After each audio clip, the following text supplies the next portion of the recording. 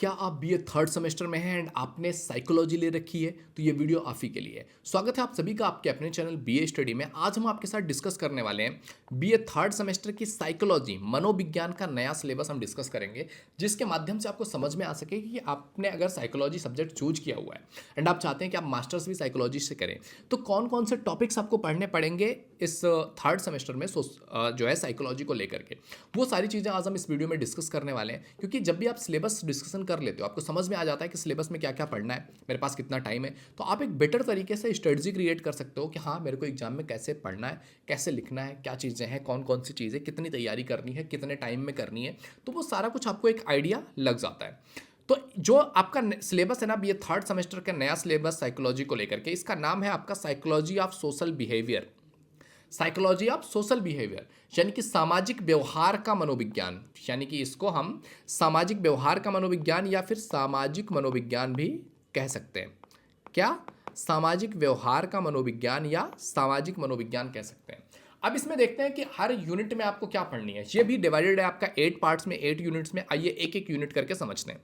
जैसे कि पहला यूनिट आपके सामने ये दिख रहा है कि इसमें पढ़ना ही है आपको क्या, social psychology, nature and scope, methods of studying social behaviour.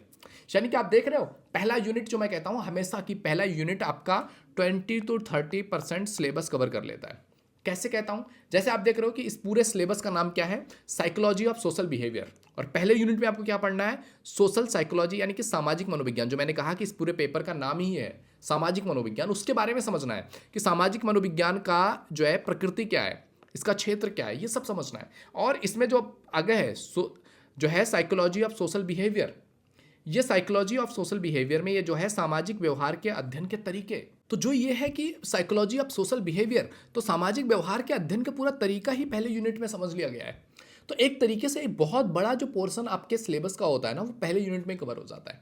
तो पहले यूनिट में हमको ये पढ़ना है social psychology, nature and scope, methods of studying social behaviour. ये सारी चीज़ें आपको, सामाजिक मनोविज्ञान क्या है, इसकी प्रकृति क्या है, इसका क्षेत्र क्या है, सामाजिक व्यवहार के अध्ययन के तरीके क्या है, ये सारा कुछ यूनिट नंबर 1 में कवर करनी है। इसके बाद बात करते हैं यूनिट नंबर 2 की। यूनिट नंबर 2 में आपको क्या पढ़ना है, पर्सन परसेप्शन, यानी कि जिसको व्यक्ति बोध कहते हैं। इसका कॉन्सेप्ट क्या है, अवधारणा, इसके डिटर्मिनेशंस क्या है, प्रभाव क्या है, और इंप्रेशन फॉर्मेशन क्या है कि निर्माण के निर्धारक तत्व क्या है। प्रभाव जो है डिटर्मिनेशन ऑफ इंप्रेशन फॉर्मेशन, ये सॉरी यहाँ पे कॉमन ही रहेगा, ये प्रभाव निर्माण के निर्धारक कि कैसे आप पर आपका किसी और पे इंप्रेशन पड़ता है या किसी और का आप पे इंप्रेशन कैसे पड़ता है। यानी कि व्यक्ति बोध यानी कि पर्सन परसेप्शन, कि आप एज ए पर्सन, को इंसान जा रहा है, उसका किसी सिचुएशन को देख करके परसेप्शन अलग हो सकता है। कि आप कोई भी इंसिडेंट देखते हो, आप अलग तरीके से उसको परसीव कर सकते हो, राइट। जैसे कि मान लिया आप एक बस में जा रहे हो और एक बस में एक इंसान किसी का बटुआ मार लेता है, और उसमें फिर वो जब नीचे उतर के देखता है तो उसमें उसको 4-5 हज़ार रुपये मिल जाते हैं। अब उस इंसिडेंट को देख करके आपके परसेप्शन अलग अलग हो सकते हैं।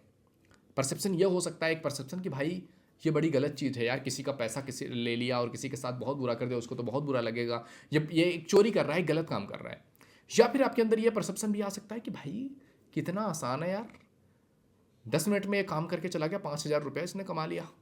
तो देख रहे हो, परसेप्शन एक इंसान का डिफरेंट हो सकता है। कहते हैं ना, एक जो आप परसेप्शन करते हो, परसेप्शन इज द प्रोजेक्शन।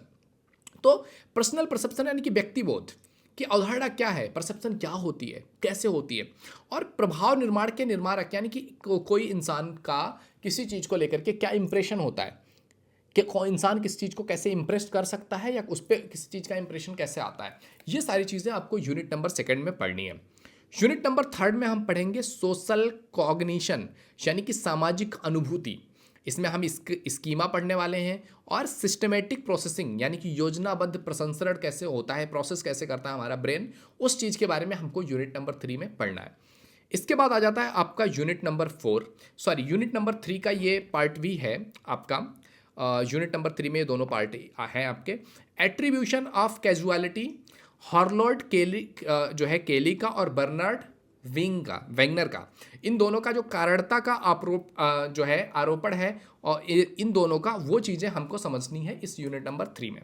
तो यूनिट नंबर 3 में ये सारी चीज़ें थी। यूनिट नंबर 4 में आपको क्या पढ़ना है, एटीट्यूड नेचर, यानी कि दृष्टिकोण की प्रकृति, कि एटीट्यूड कैसे बनता है, किसी चीज़ की तरफ आपका एटीट्यूड क्या जाता है, वो चीज़। निर्माण और मापन को लेकर के कि निर्माण और मापन क्या है दृष्टिकोण का, इसके जो फॉर्मेशन एंड मेजरमेंट, या फिर आपका इंटरपर्सनल जो है अट्रैक्शन, पारस्परिक आकर्षण क्या होता है, इसका कॉन्सेप्ट और डिटर्मिनेशन क्या है, अवधारणा और निर्धारक क्या है कि एक जो इंटरपर्सनल अट्रैक्शन आप किसी के लिए फील करते हो, ये क्या होता है, इसका कॉन्सेप्ट क्या है, इसके निर्धारक तत्व क्या है, वो सारी चीज़ें आपको यूनिट नंबर 4 में पढ़नी है। इसके बाद आ जाता है आपका यूनिट नंबर 5, जिसमें हमको पढ़ना है एग्रेशन के बारे में, आक्रामकता। ये जो गुस्सा एग्रेशन आता है, उस एग्रेशन के बारे में पढ़ना है कि इसका कॉन्सेप्ट क्या है, इसकी अवधारणा क्या है, इसके थ्योरीज क्या है, सिद्धांत, जैसे कि बायोलॉजिकल जैविक थ्योरी आ जाती है, इन जो है इंसेंटिव एंड जो है आपका इथोलॉजिकल सहज और नैतिक सिद्धांत, आपका जो है फ्रस्ट्रेशन एग्रेशन और हाइपोथेसिस यानी कि हताशा, आक्रामकता, परिकल्पना, आक्रामकता का सामाजिक अधिगम सिद्धांत, social learning of theory of aggression.